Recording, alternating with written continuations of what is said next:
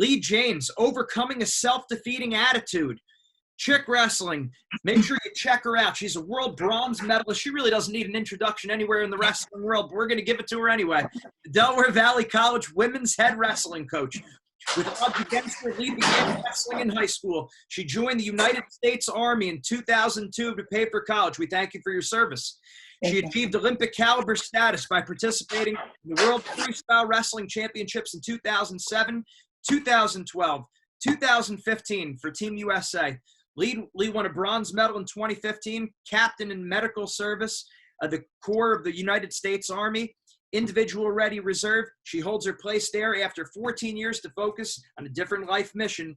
She was also a member of the Army's world-class athlete program, was a member of the historical New York Athletic Club, and as we said, now she's the head coach of Delaware Valley College women's wrestling team. She's a mindset coach with us. Top caliber person on and off the mat. Leigh Jaynes, thank you very much for being with us. We're honored to have you. Hey guys, thanks for having me. I've been coaching, so I just got back from state college, so I have the coach's rasp going on right now, so hopefully you can hear me okay out there for those who are watching. My topic today, I want to talk about self-defeating behavior and self-sabotage. It's self-sabotage. And it's something that I've definitely had to navigate in my life, in my career. And I'm sure that everybody has had instances and experiences where they have created that pattern of behavior for themselves. And I want to start off by just, defining that particular aspect of things for us. So Psychology Today, the definition from Psychology Today says that it's a behavior that creates a problem in your daily life and inhibits and interferes with your long-standing goals. So, it's a habit-forming thing. It's a lot of times it's something that that happens in your past, or it may be just like a misconception. It's real or perceived, and we want to start taking steps to, instead of waiting until an instance of self-sabotage occurs in our life to analyze and be upset with ourselves, we want to start tackling that conditioning, that mental conditioning, before, and start removing those triggers in our life, in our mind, so that we can continue to move forward.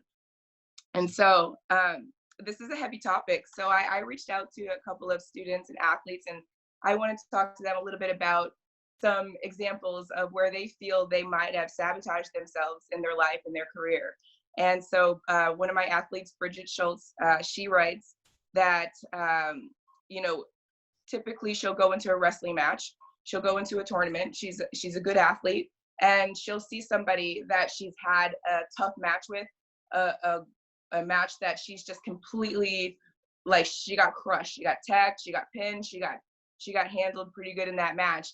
And that created a mental block in her head. So now when she goes against that particular opponent, she relives that painful trauma, and it automatically creates this cycle for herself where she believes that that person is better than me and I have no chance to win. So she's already defeated herself before she's even stepped out on the mat. And so, it's a lot easier for your opponent to get their hand raised if you're beating yourself and they're beating you too, so it's 2 against 1. So we want to definitely start finding the right resources and people to put in our place, and the right tools in our toolbox, so that we can identify things that are going to trigger that behavior. So that's the first step, is understanding, or first of all, making the decision that you believe that you have the power to change that within yourself. And so I can say this to you today: you have the power within yourself to change that mental conditioning, no matter how bad it is, no matter where it came from. You have that ability to change that behavior. So you have to make your mind up first that I want to change this behavior, and I want to start leading the path of success and fulfillment, and I deserve now to be successful in my craft or and start taking steps. So that's the first thing. I need to identify and believe that I have the power to change that behavior. Second thing, self-knowledge, understanding who I am and what triggers that behavior in me. So if I know that there's something painful that's about to happen, I know that, this athlete has now weighed in my bracket. They changed and they're now in my bracket. And now I'm recalling all of these traumas that happened the last match. And, and now I start this spiral, I start a spiral that is now going to lead to the same result before. So that self-destructive behavior. So I need to identify what is triggering that thought process and what is starting that cycle and that catalyst, to start catastrophically thinking, to start self-defeating, to self-destruct before I even take one step forward. Okay, so after we have one, believe that we can change, we have the power to change. Two, that we have identified the trigger. Now we have to control them. So it's not easy, just like any other bad habit. I think if we analyze ourselves, we can see some behaviors, some addictions, some habits that have formed in our lives that then continue to take us to the same results.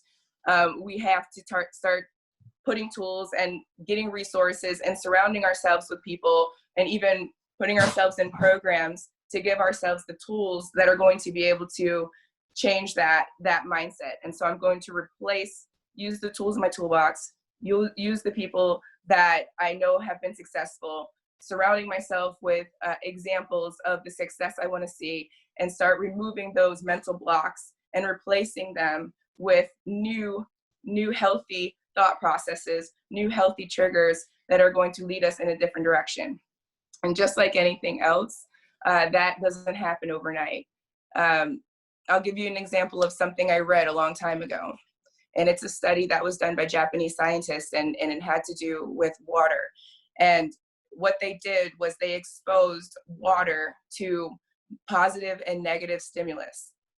When they exposed water to positive and negative stimulus and they flash froze it, the water that was exposed to negative stimulus, harsh music, bad words, irritating words, destructive, things that just kind of make you feel like not good.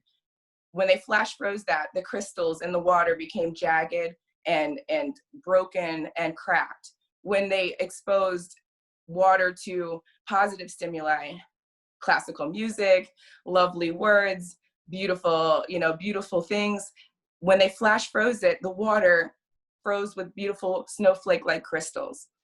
And so when they went to go defrost, or when they went to go change that, like for instance, the water that they froze that was cracked and jagged, when they went to go replace that with positive stimuli, they noticed that it took a long time for the damaged water crystals to return back to a state of normalcy.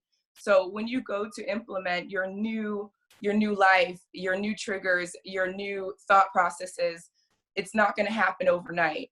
It's something that takes a lot of time. Our body is comprised of 70-80% water. So imagine if you've had a lifetime of self-abuse and a lifetime of negative stimuli, how long it's going to take to correct that conditioning.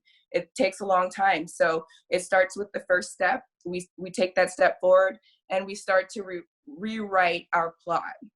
Okay, so we have the ability to change the plot. So give yourself a plot twist and start taking the steps to create a new life. So, and lastly, I think when you systematically form behavior, we have to systematically remove that behavior as well. No one chooses to self-sabotage. We all learn from our past events. We can change the input. We can't change the past, but we can change like what we put into our future. And with the help of true friends, we can build a brighter and a healthier path for ourselves, and start achieving the things that are that were intended for ourselves. So that's pretty much the basics of it.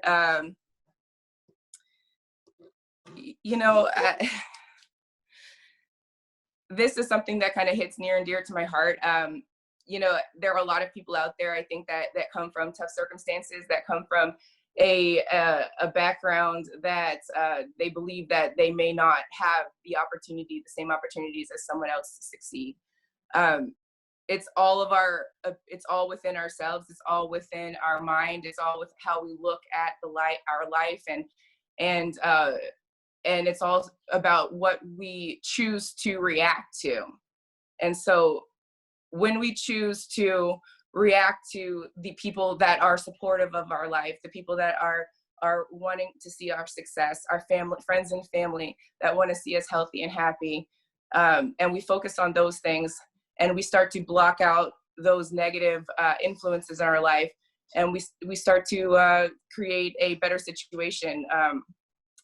I would say, try hard not to react to the people that are in the life that you want to get away from, and start reacting to the people that want to see you be successful.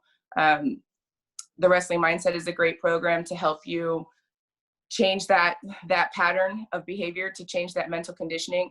You can't do it alone. You definitely need somebody to help you to take those steps forward, and to move forward, and to lead the life that you deserve to lead.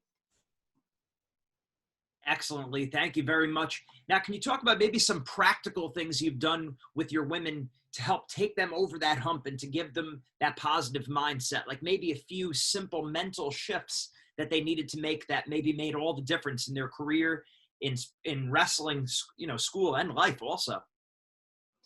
Yeah. Somebody asked me yesterday when I was sitting down, a great wrestler and parent asked me yesterday, what is the hardest thing about coaching? What's the hardest thing? And for me, coaching women, the hardest thing is to get them to really remove some of that language, that inner self-talk. And so for me, when I'm coaching, somebody will say something like, that person's better than me, or I'm never going to win that. And they start generalizing. I'm never going to win that, or I always get defeated, or, and then they begin to isolate themselves, and take and withdraw from those things that are going to make them successful and happy. And so I try to, as a coach, when I hear that language, when I hear that negative self-talk, even if it's something very little and very small, and they're saying, I'm terrible at that, or I'm never going to get that, I immediately, on the spot correction, and take away that generalization and really implement it with fact and what is actually occurring, so I can replace that negative self-talk, and I can compartmentalize that. Basically, I say the devil in their head. I replace that with positive things that are true about themselves, so that they can start affirming that for them. So, I like, again, an instance where somebody is taking a shot and they don't finish, and they say, I never finished that, or whatever, we can replace that with a very simple, you've been really working on that setup, and this time you got to the leg. You hit the setup great. You got to the leg, you got it up, and now we just need to work on the finish, right? So that's a way that we can kind of identify the truth about that situation. Yes, that athlete may not have been successful in that particular technique if you're looking at the overall outcome. But if you are looking at the success of the effort that she put in to execute what she'd been working on, she got halfway there. So that's a step forward. It's not a step back, it's a step forward. You got your setup, you got to the leg. Now we just need to work on the second half. And before you know it, if we start taking those little action steps, sooner or later, that is going to be a successful maneuver for her. Absolutely. And that 1% better, like you said, that 1% better, we think about those 1 or 2 point matches that we might have lost, or that maybe we kept it close where we could have blew the opponent out of the water. And maybe that's because we didn't have that little extra 1 or 2%. So it really goes a long way. Talk about how when you were competing on the world team, how your mindset was, maybe some little mental shifts that you made that maybe made all the difference. Things that you would focus on before the match, during the match, to keep your mind clear and positive, because there had to be doubts. Of course, they creep in there. What did you tell you? Sure. That's a really great question. That's a really great setup for me to talk about something. I made 3 world teams, and I won my world medal. My highest achievement was at the age of 35, way past the athletic prime in which people thought I was even going to be successful. in general, the universe thought I was washed up and it was all done. And I was the last person who competed in the Las Vegas 2015 World Championships. And there are a good amount of people that, I hate to say it, we're like, well, she's not gonna really do anything, so good luck, whatever. And it's been difficult having two failed attempts at winning a world medal, 2007 and 2012. And I can honestly say that in both of those instances, there were definitely key triggers and key points in which I sabotaged myself in my thinking and my success, and didn't trust myself enough to implement what I knew was going to make me successful. Or I decided that I was going to do something that was going to sabotage my success. And it's something as simple as I'm on weight and everything is good. I'm 1 hour before weigh-ins and I'm going to sabotage myself by eating a sandwich. And it just, whatever happens like internally, where I believed that I wasn't as good as I wasn't as good and I didn't deserve to win, or somebody else deserved it more because they had a better situation. They have more support. They have, this or that or whatever. And again, half of it was completely imaginary. I just put that on myself for whatever reason. And I just, it's real. Some of it's real and some of it's imaginary. And that's the best that I can really put it. But really, when 2015, I spoke to the wrestling mindset, and this is kind of interesting because I get a chance to have a testimony for you guys. But I got a phone call and I was in my efficiency apartment, and I remember talking to Gene, and I was like, he's saying, the wrestling mindset, let me help you, talk through some things. And I started just really receiving information, and that removed those mental triggers. And I was so focused on putting one foot in front of the other that year that I didn't have time to experience the same mental conditioning pattern that I had the two previous championships. And I can honestly say that was a defining moment where I was able to identify what it was that was really bothering me and why I believed that I didn't deserve to succeed. And if anybody out there knows me and has heard my story, I didn't grow up in a wrestling environment. I started wrestling at 17. I mean, nobody, you don't think that you're going to be able to make an Olympic team or a world team starting something at 17 years old, and especially a sport like wrestling, which is incredibly difficult.